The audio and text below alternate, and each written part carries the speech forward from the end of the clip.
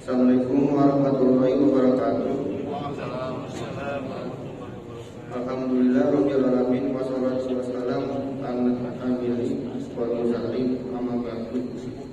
Alhamdulillah segala puji kami sampaikan kepada Allah SWT atas nikmatnya yang tak terhingga, sehingga pada malam ini kita bisa hadir di masjid kita untuk melaksanakan sholat isya dan sholat tarawih berjamaah. Semoga ibadah puasa kita, ibadah sholat kita, dan ibadah yang lainnya diterima di sisi Allah SWT. Amin. Amin. Salawat serta salam mari kita sampaikan kepada teladan kita Rasulullah Muhammad SAW, kepada para sahabatnya, keluarganya, serta para pejuang Islam sampai akhir zaman. Amin ya rabbal alamin. Selanjutnya kami dari Remaja Islam Masjid Al-Muhajirin mewakili pengurus DKM akan menyampaikan beberapa informasi sebagai berikut. Perolehan total infak tarawih semalam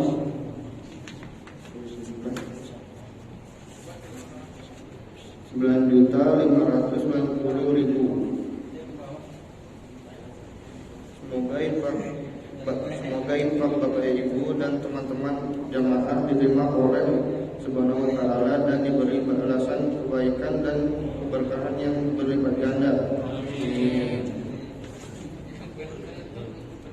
Kami informasikan bahwa yang akan menyampaikan kultum dan menjadi imam sholat tarawih pada malam ini adalah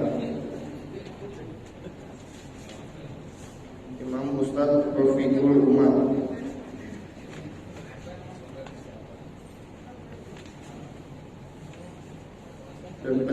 Dan penceramah dan imam sholat tarawih adalah Ustadz Aksya Ubaideka. Assalamualaikum warahmatullahi wabarakatuh. Waalaikumsalam warahmatullahi wabarakatuh.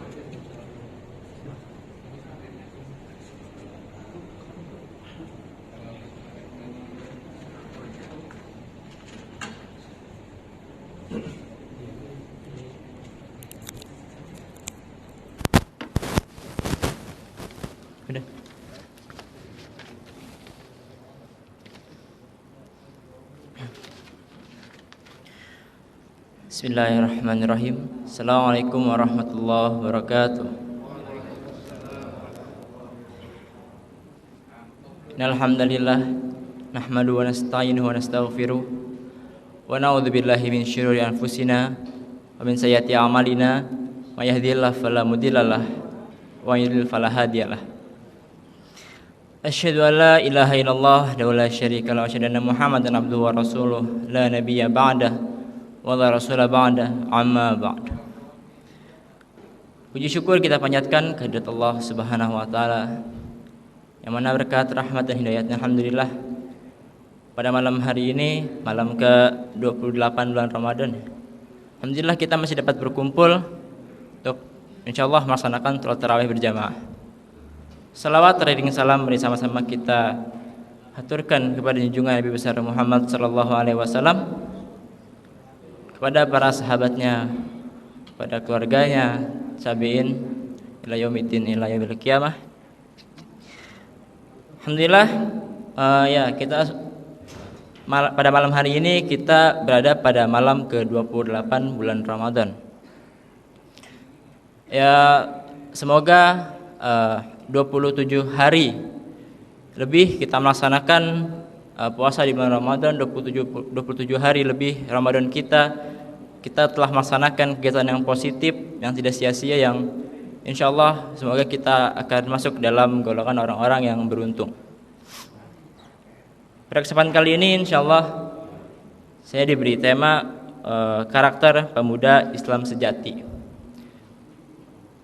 Pemuda ya, jadi sebelum saya masuk ke dalam tema, kita cari tahu dulu nih tema ini relevan buat siapa nih. Pemuda Islam sejati itu kayaknya cuma buat pemuda aja, sedangkan di sini yang ya menonton nih bapak-bapak. Relevan gak sih ini sama tema pemuda? Oke. Pemuda dalam Kamus Besar Bahasa Indonesia itu berarti orang yang muda. Cukup itu saja. Nah, menurut Undang-Undang Kepemudaan, batasan umur pemuda itu antara 16 sampai dengan 30 tahun. Namun masih ada yang memegang kepada undang-undang sebelumnya yang beranggapan bahwa pemuda itu di atas 40 tahun juga masih dianggap pemuda loh, kayak gitu. Bahkan dalam kepramukaan ya, dalam kegiatan pramuka itu senior-senior yang umurnya mungkin udah 60-70 tahun bahkan 100 tahun yang masih ikut pramuka itu dipanggil junior itu dengan sebutan kakak gitu loh. Nah, terus juga dalam kisah Ashabul Kahfi, pemuda Ashabul Kahfi. Pemuda Ashabul Kahfi ini kalau kita hitung ya, dia kan udah tidur 300 tahun lebih lah. Artinya umur dia itu udah 300 tahun lebih. Di luar dari tampangnya mungkin masih 20 tahunan atau 30 tahunan, tapi umurnya masih 300 tahun lebih. Tapi dia masih disebut pemuda Ashabul Kahfi. Nah, namun karena tema ini diberikan ke saya, jadi saya berpikir mungkin maksudnya remaja kali ya, karena kan saya remaja. Nah, saya cari lagi nih remaja ini kayak gimana sih dah. Dalam undang-undang juga disebutkan batasan umur remaja itu antara 17 sampai 24 tahun. Waduh, ini definisi umurnya ini makin sempit nih ya. Nah, terlepas dari berbagai macam teori atau definisi daripada batasan umur pemuda ini, artinya ya pemuda ini pun nggak harus remaja, nggak harus anak-anak kecil, tapi kalau kita lihat ya pemuda ini untuk siapa aja lah pemuda. Jadi bapak-bapak di depan ini pun kalau masih berjiwa muda masih bisa disebut pemuda kan, seperti itu. Nah, artinya tema saya karakter pemuda Islam sejati ini bisa juga disebut sebagai karakter Muslim sejati pada umumnya, karena pemuda Islam itu bisa disebut sebagai Muslim pada umumnya, seperti itu. Sejati dalam Kamus Besar Bahasa Indonesia berarti sungguh-sungguh, sesungguhnya gitu, yang tidak tercampur, sebenar-benarnya, tulen. Nah, di dunia banyak sekali orang yang mengaku Muslim sejati, bahkan dia mengaku Muslim yang sebenar-benarnya, tapi Allah Subhanahu Wa Taala tidak mau mengakui keimanannya. Hal itu karena orang tersebut justru tidak mencerminkan dirinya sebagai pemuda, sebagai Muslim yang sebenar-benarnya. Dalam Al-Quran, Allah tidak mengakui keimanan seorang manakala kepribadiannya tidak mencerminkan seorang Muslim sejati. Sebagaimana Allah Subhanahu Wa Taala berfirman, "Wa minan nasi may yaqulu amanna billahi wa bil yaumil akhir wa ma hum bimumin."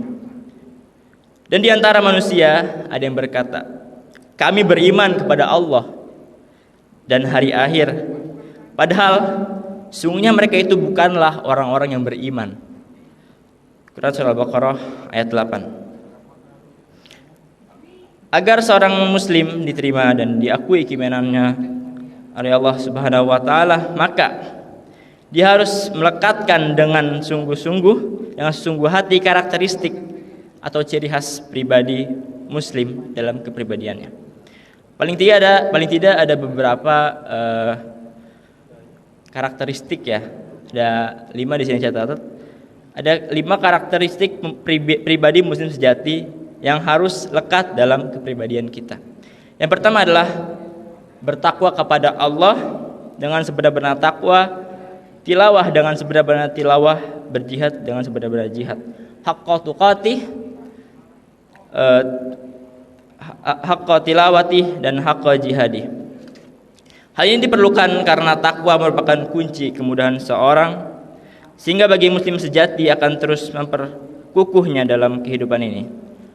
Oleh karena itu, setiap Jumat kita selalu mendapat wasiat dari khatib. Khatib Jumat selalu berwasiat kepada kita untuk terus meningkatkan takwa.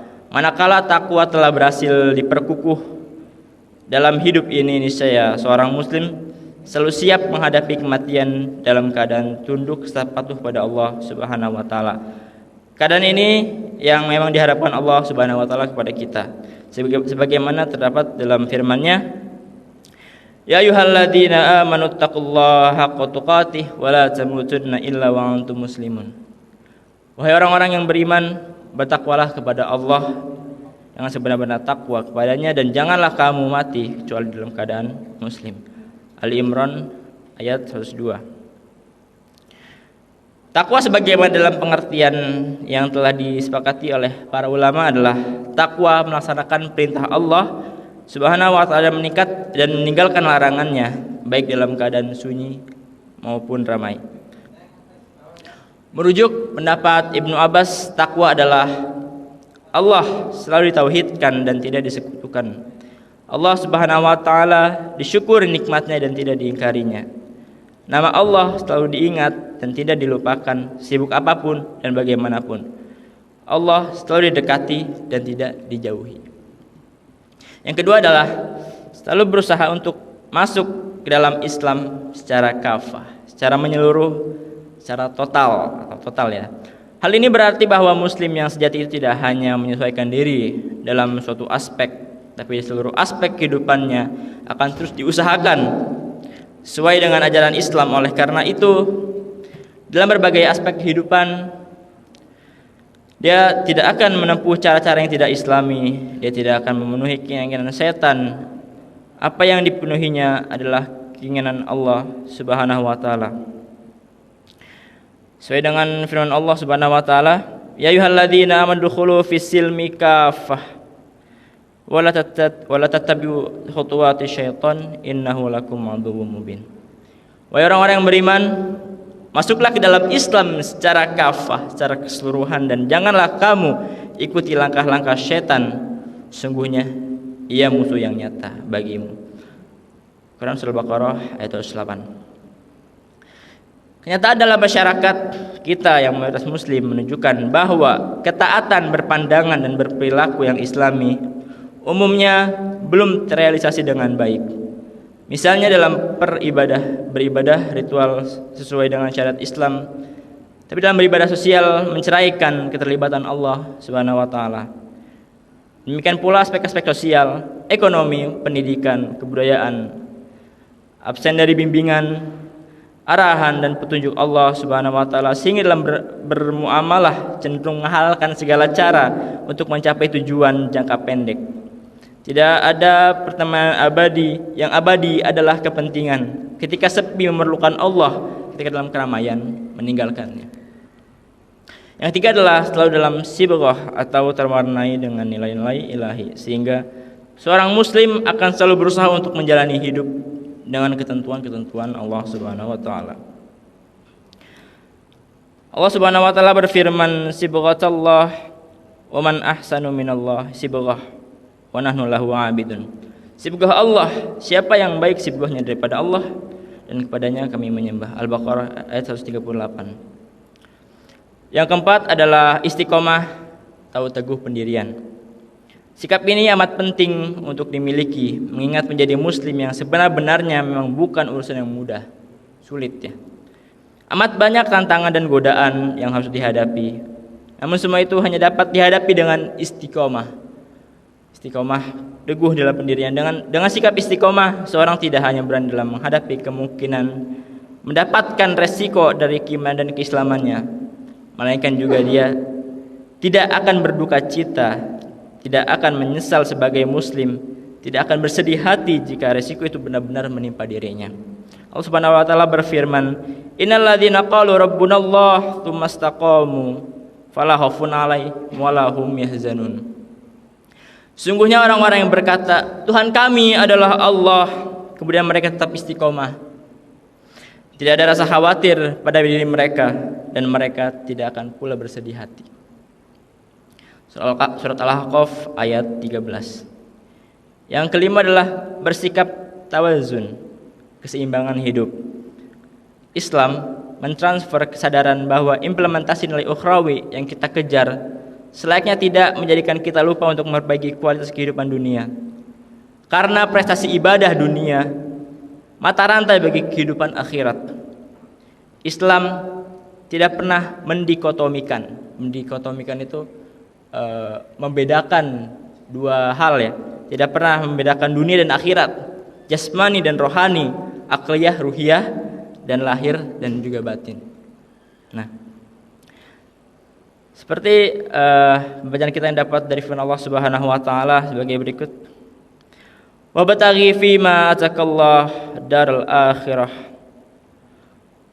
wala tansa nasibaka minad dunya wa ahsin kama ahsanallahu ilaik wala tabghil fasada fil ardi innallaha la yuhibbul mufsidin.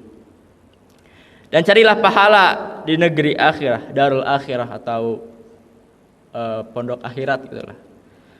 Dan dengan apa yang telah dianugerahkan Allah kepadamu, tapi janganlah kamu lupakan bagimu di dunia dan berbuat baiklah kepada orang lain sebagaimana Allah telah berbuat baik kepadamu, dan janganlah kamu berbuat kerusakan di bumi. Sungguh Allah tidak menyukai orang-orang yang berbuat kerusakan. Surat Al-Qasas ayat 77.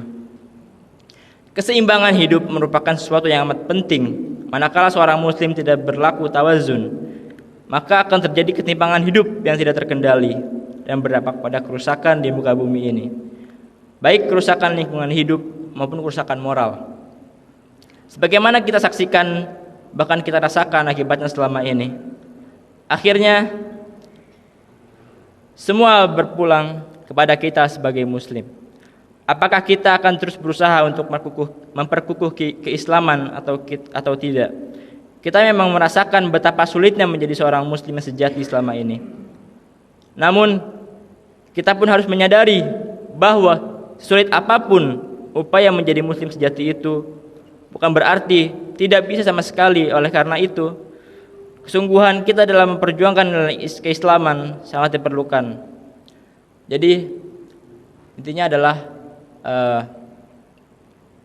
kembali lagi pada diri kita, apakah kita akan apakah kita akan menjadi muslim yang sejati, ya sesuai dengan tema karakter muslim sejati. Apakah kita akan menyesuaikan dengan karakter muslim sejati itu, ataukah ya tidak, udahlah kita biasa aja lah, pasti jadi muslim banget, yang penting mah Islam kan, kayak gitu. Tapi tidak, karena Allah menegaskan tadi, orang-orang yang berkata kami beriman pada Allah, sungguhnya dia tidak beriman, kan gitu. Al-Baqarah ayat 8 tadi. Jadi ya semoga kita bisa menjadi muslim yang sejati, menjadi sebenar-benarnya muslim. Semoga Allah Subhanahu wa taala memberi kita keberkahan, memberi kita hidayah jika kita belum mendapatkan hidayah tersebut. Kurang lebihnya mohon maaf. Billahi taufiq wal hidayah. Wassalamualaikum warahmatullahi wabarakatuh.